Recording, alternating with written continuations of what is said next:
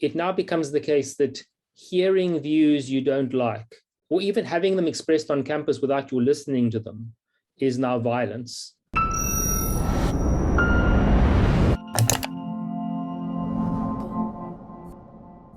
Academic freedom is under threat at the University of Cape Town. So argues UCT philosophy professor David Benatar in a new book, The Fall of the University of Cape Town, Africa's leading university in decline. What follows is a short extract from a longer conversation with Professor Benatar on my podcast, Solutions with David Ansara. If you would like to watch the full interview with David Benatar, you can do so by clicking on the link in the description below. Enjoy. So, David, another casualty of this new movement that has swept through UCT and acquiescence by the authorities has been the very nature of academic inquiry, free expression, and academic freedom itself.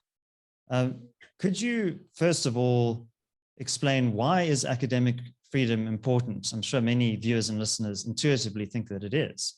But could you explain why it is necessary for the proper functioning of a university and for the free exchange of ideas?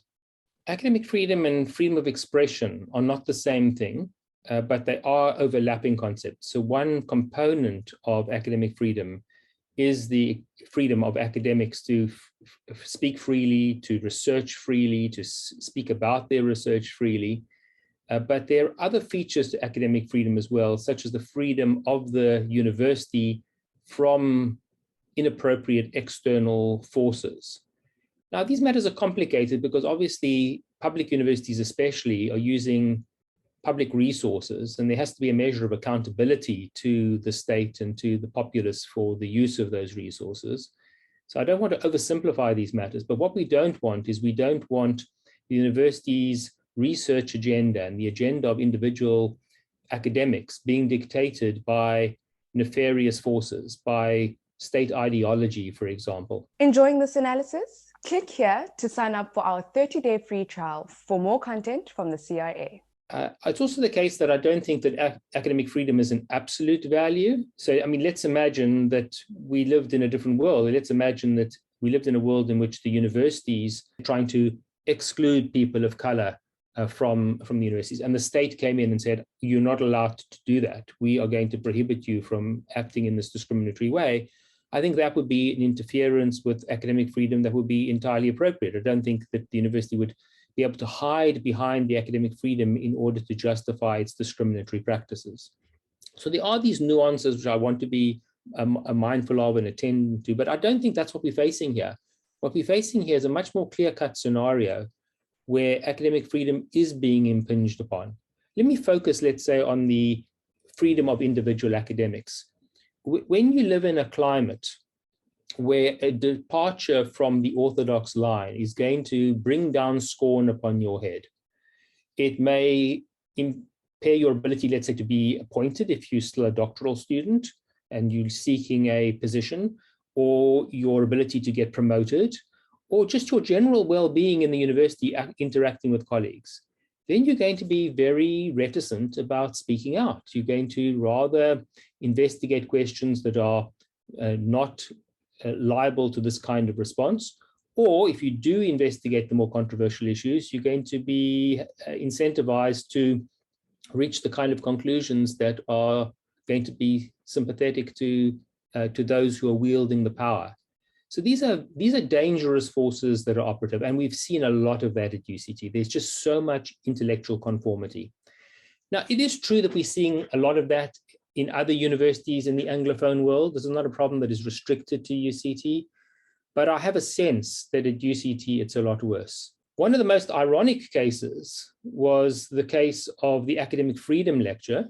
The Academic Freedom Lecture was established at the height of apartheid to honor T.B. Davey, who was a principal of UCT and who was an exponent of academic freedom and who attempted to resist the imposition of apartheid on the higher education sector. He died prematurely and a lecture was established in his name. And throughout the apartheid period, eminent speakers would be brought on an annual basis to give a talk about academic freedom and the importance of it. But it was in 2016, I believe, that the Academic Freedom Committee's choice of speaker, Fleming Rose, was disinvited by the university executive. So we You had this really bizarre, absurd scenario in which somebody invited to speak about the importance of academic freedom was now silenced by the university executive. It was perhaps the most ironic and iconic example, but just one of innumerable instances. And David, may I interject? What was the ostensible reason for his disinvitation? You said ostensible, which is different from sensible. They gave reasons, and I dissected and evaluated those reasons. That's one of the things that the hearers, the audience here, can read about in the book. They included things like worrying about threat of violence. But when we pressed the university executive on whether they had any credible threats of such violence, they said they didn't. So it was a highly speculative reference to a threat. And they said it would bring dissent to campus, and as though we hadn't already had dissent. But the interesting thing is that introducing views that are hostile to the intolerant minority, those are the ones that the university is interested in silencing, whereas views that are hostile to tolerant minorities, those are ones that the university is quite happy to indulge. My own view is that we should be tolerating all the views. We should have a rich array of views. Nobody's offense should be a bar to anybody else speaking. But I do believe at universities and elsewhere, the nature of that exchange should be a rational one and a reasoned one and a civil one. I'm in favor of all of those attributes. So I think everybody should be exposed to ideas they disagree with. It's good for them and it's good for everybody else. And what about freedom of expression? I mean, you've spoken about this ideological conformity. Why is free expression so important, particularly in an academic context? And how is it being narrowed in your view? There's so many reasons why freedom of expression is important, but one can't really speak about this without referring back to John Stuart Mill, who envisages a range of possibilities when it comes to the view that you're wanting to silence or that somebody is wanting to silence. And he says, if the view you're trying to silence happens to be the right view, well, then you're going to be foregoing the opportunity of exchanging error for truth. He steps through a variety of other possible scenarios, but he says, imagine even that the view you're wanting to suppress is false. He says there's a value even in hearing false views, because when the truth rubs up against false views, you can actually renew your conviction in the truth because you know it's been tested against alternative views. So instead of it being a kind of dead dogma, as he calls it, it becomes a living truth. I'm summarizing here. We don't have time to investigate these things in full detail, but there are really superb reasons for tolerating and allowing to be expressed views that somebody may take to be false.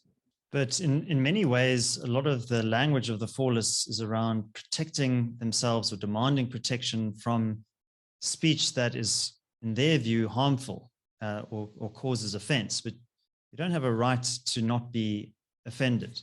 This is where we find ourselves in Alice in Wonderland, with Alice in Wonderland, because it now becomes the case that hearing views you don't like, or even having them expressed on campus without you listening to them, is now violence. But you're attacking people and burning things and shoving people and silencing people is not violence. So we've got a kind of inversion of the meanings of words. And I don't know whether to attribute that to confusion. I suppose that would be the charitable interpretation, but there are certainly less charitable interpretations as well of what's going on when people play those games, when they do those things, when they invert those meanings. Thanks for watching. If you found this discussion interesting and you would like to watch the full conversation with Professor David Benatar, you can do so by clicking on the link over here. And I'd also be grateful if you could subscribe to my other channel that's linked over here. My name is David Ansara. Until next time, take care.